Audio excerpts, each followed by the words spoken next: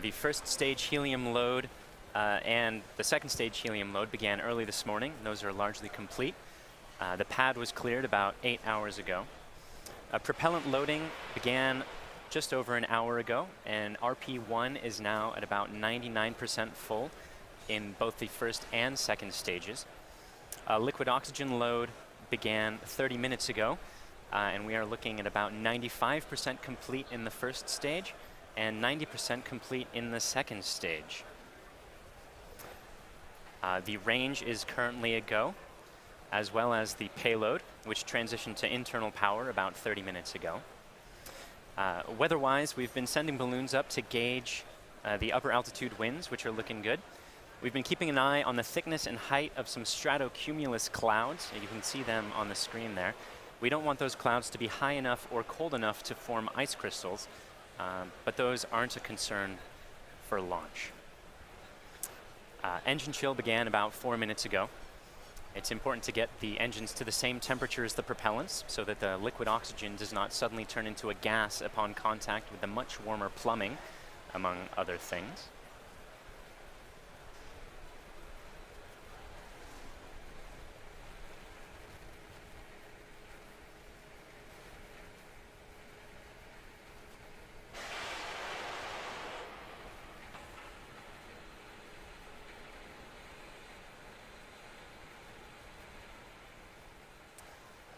We've got several members of the GovSat-1 team in Florida to watch today's launch of GovSat-1. In particular, we would like to extend a warm welcome to the Prime Minister and Deputy Prime Minister of Luxembourg, as well as their Royal Highnesses, the Prince and Princess of Luxembourg, all of whom are watching today's launch in person from Florida. Designed exclusively to address governmental and institutional security user needs, GovSat-1 is the first satellite of GovSat, which is a public-private partnership between the government of Luxembourg and world-leading satellite operator SES. The public-private partnership is unique in that it allows governments to take advantage of the lower costs associated with commercial satellites while still meeting governmental security needs.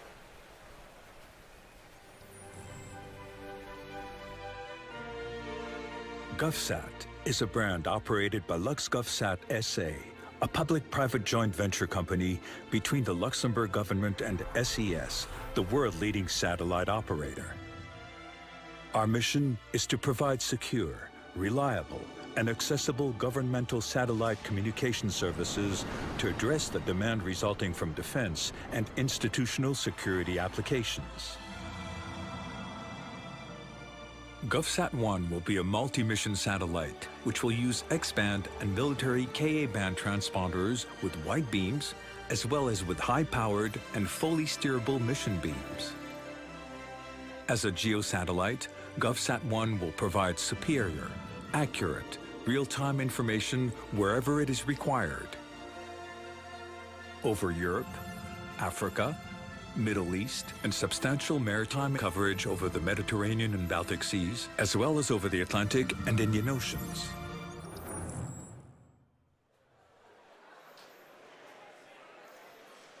We are coming up on T-minus 4 minutes before launch. We are tracking no issues at the moment. We've just finished up loading up the helium that's pressurizing the first and second stages, and we're in the very final stages of liquid oxygen and RP1 loading. By loading those propellants so close to launch, we can keep them very cold. And being denser, that means we can load a little bit more of each of those propellants onto the vehicle.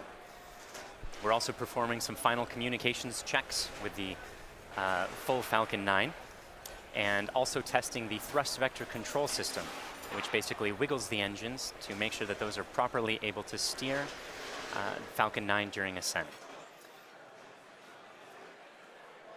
We are preparing for Falcon 9 to take full control of the rest of launch, and the spacecraft is still a go for launch.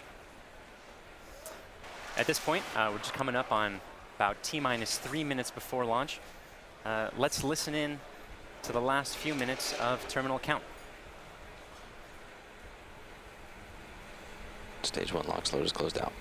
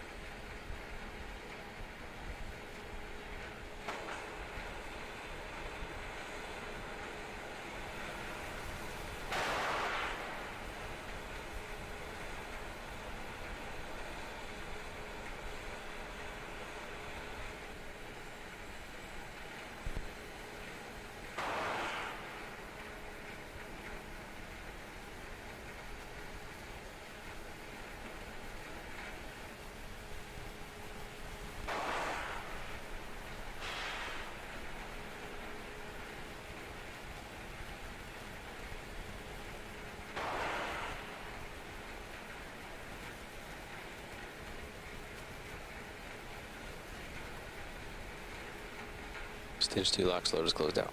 Yep.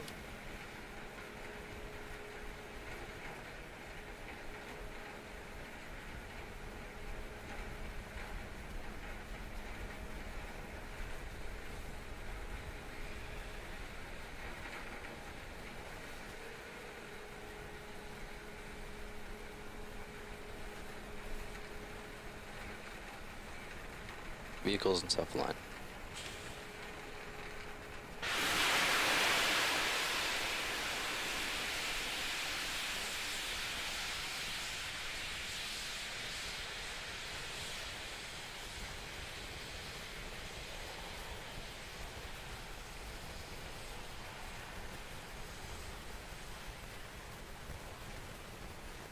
AFTS is ready for launch.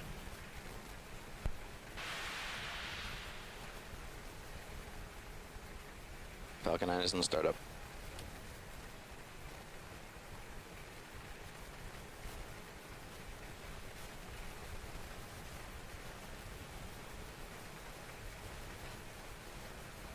Launch directors go for launch.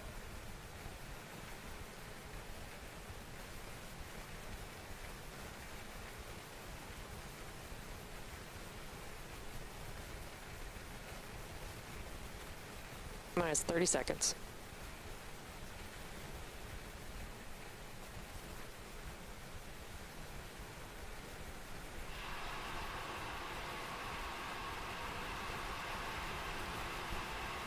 Minus 15 seconds. Stand by for terminal count. 10, 9, 8, 7, 6, 5, 4, 3, 2, 1, 0. Ignition. Liftoff.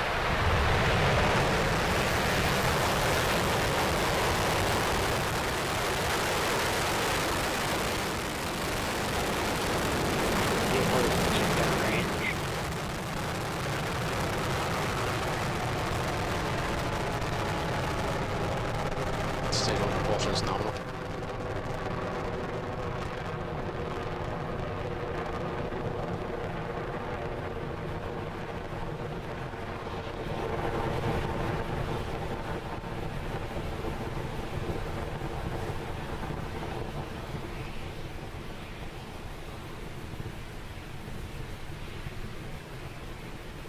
Power and telemetry nominal. And there you saw a successful liftoff of the Falcon 9.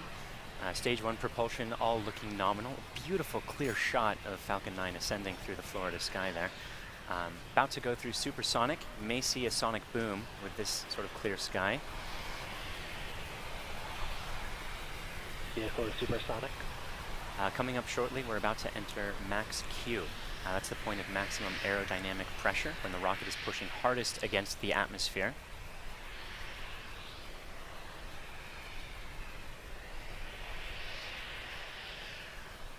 Vehicle has passed through max Q. We've successfully passed through that point. That's always a major milestone in every rocket launch.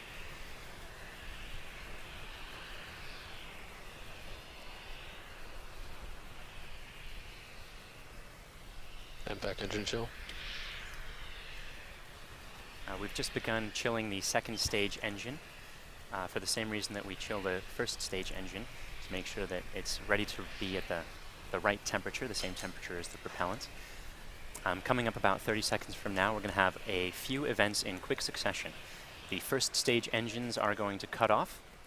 Recovery vessel has AOS. The two stages will separate, and the second stage will ignite.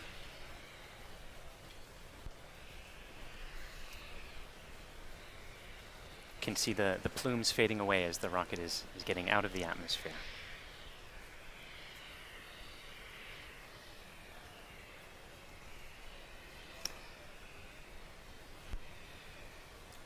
Trajectory is still looking good, and those three events, main engine cutoff, separation, and second stage ignition, happening right now.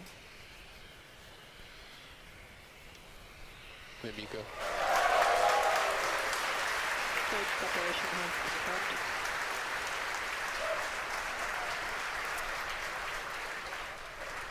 And there you saw it.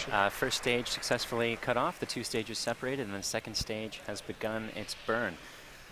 You saw the retaining ring fall away, and that protects the MVAC Merlin vacuum engine nozzle during shipping. Again, we are not recovering the first stage on this mission, but we are about 30 seconds away from fairing deploy. The fairing protects the satellite during ascent, but it's not necessary once you get out of the atmosphere, and so we'll let it fall back to Earth to keep that propellant available to loft more satellite.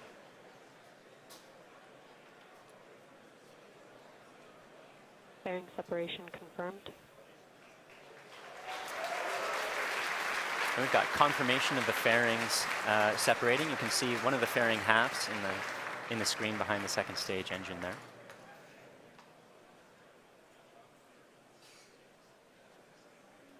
Beautiful clear shot of second stage against the Earth background. Acquisition of signal, Bermuda.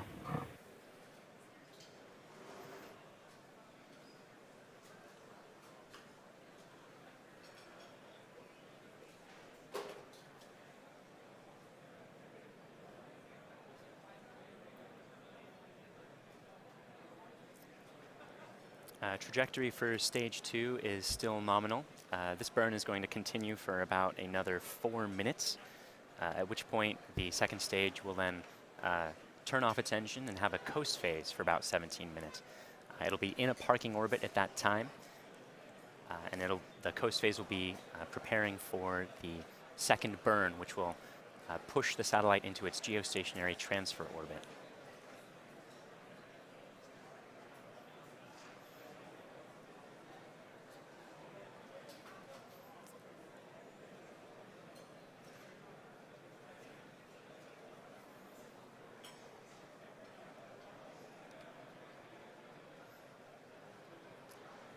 We're at about T plus 5 minutes and 20 seconds at the moment. At about this time, the first stage would be on its way back to the drone ship. And it's weirder to consider that we're not actually recovering this one.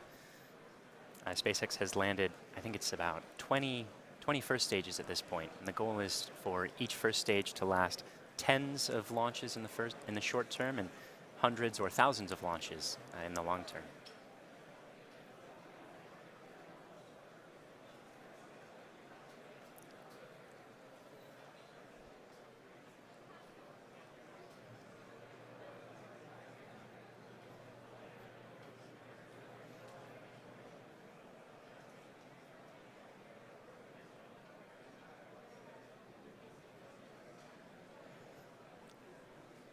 T plus 6 minutes and 15 seconds. Trajectory still looking nominal. And that second stage burn going to continue for another 2 minutes or so. Stage 1A of TSS saved. Stage 1 entry burn has started.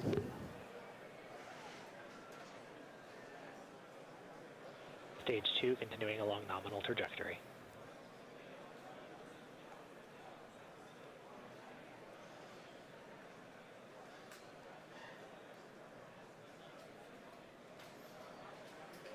And stage 1 entry burn shut down.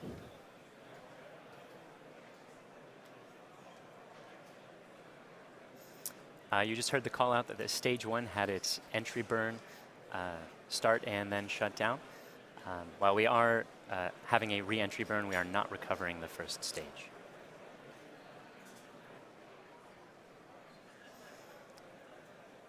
T plus 7 minutes and 20 seconds. Second stage propulsion and trajectory all still looking nominal, just the way we like it.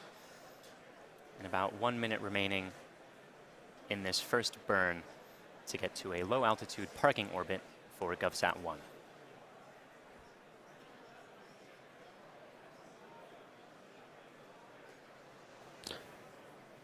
Stage 1 is transonic.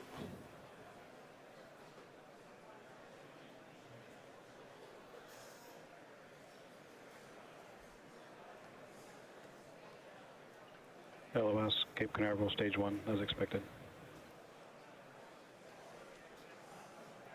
Stage 2 is under terminal guidance.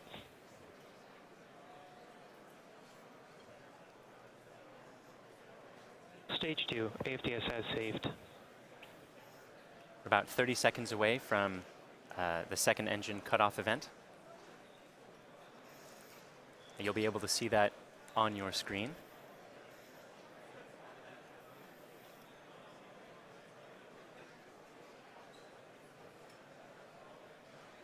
Stage 1 landing burn has started. Legs have deployed.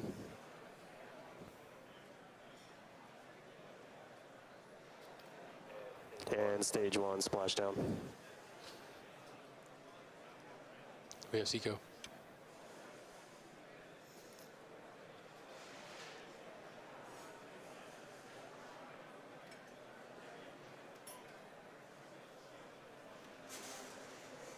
LOS Cape Canaveral, stage 2, as expected. You may have heard that the first stage had its splashdown. Again, that was not a recovery of the first stage. That was an expected splashdown. The second engine cutoff event was confirmed, as well as a good parking orbit. And there you can see second stage in space, coasting in that parking orbit. It'll be doing that for about another 17 minutes or so, at which point the second stage will burn for about another minute to change it from that low altitude parking orbit into the geostationary transfer orbit. We're going to take a break during that time, but you can see the progress of the second stage on the animation on your screen. Currently a few hundred miles east of the Florida coast. We'll be resuming coverage at about T plus 25 minutes or so. So stay tuned and we'll see you shortly.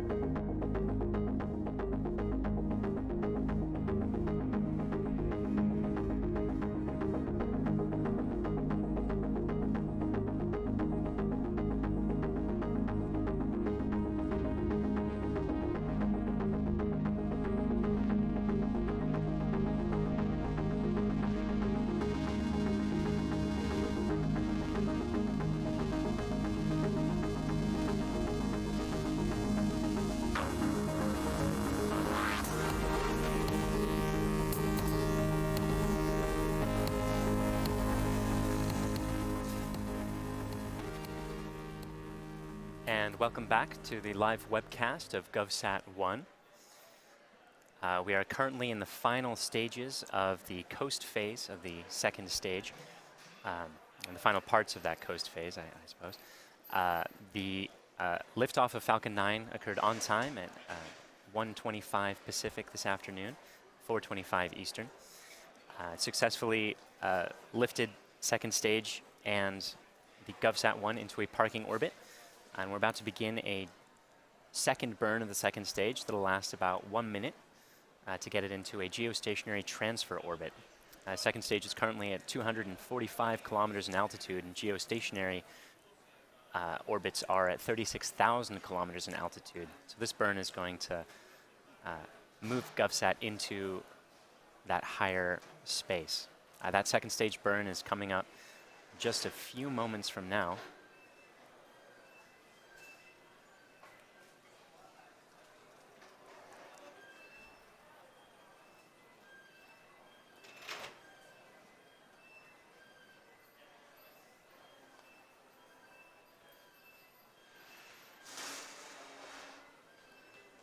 And there we have it, a second stage ignition for the second burn. And that will greatly increase the final altitude of the GovSat-1 in order for it to be able to move itself into the correct position at 36,000 kilometers.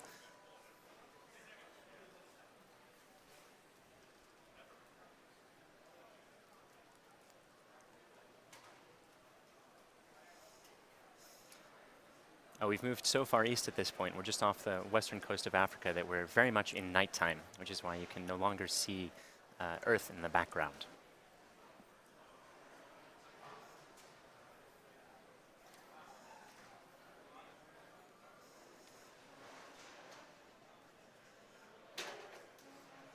That second stage burn continuing for a few more seconds. And then we have shutdown. We'll take a few moments to confirm that we're in the correct geostationary transfer orbit. And then a few minutes to make sure that the satellite is healthy. GNC confirms good orbit insertion. And we just got confirmation that the geostationary transfer orbit is in fact good, which is just the way we like it. We're going to take a few minutes now to make sure the payload is healthy and prepare for that payload deploy, which is the final step of the mission for SpaceX.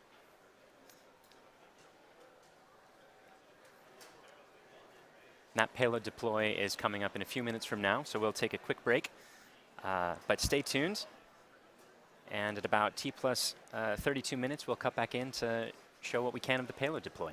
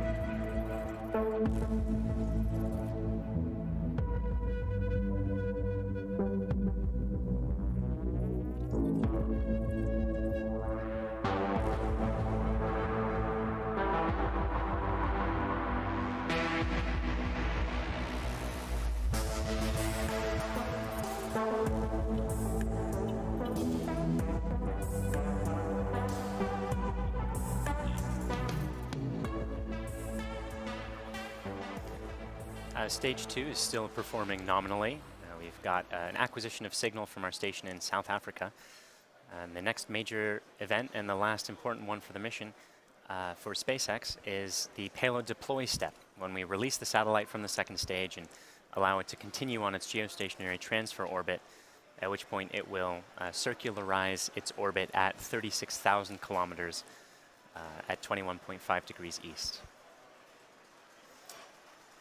And that payload deploy is going to look just like a gentle push away from the second stage.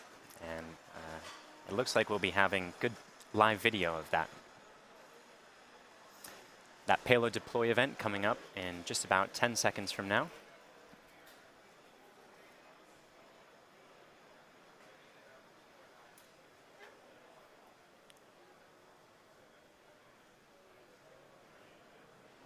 Base up. Spacecraft separation confirmed. And there we have it. Successful deploy of the payload, nice and smooth, and confirmed separation, just the way we like it. That concludes the live webcast and SpaceX's portion of today's mission. Thank you very much to GovSat-1 and SES for choosing us for this launch. Thank you to the Range and FAA for your support, and thank you for tuning in to watch today's mission. If you'd like to join us on our mission here at launching satellites and getting to Mars, check us out at spacex.com/careers. Otherwise, look for further updates on our social media accounts, including for Falcon Heavy, which is currently targeted for February 6th. Thanks again for joining us.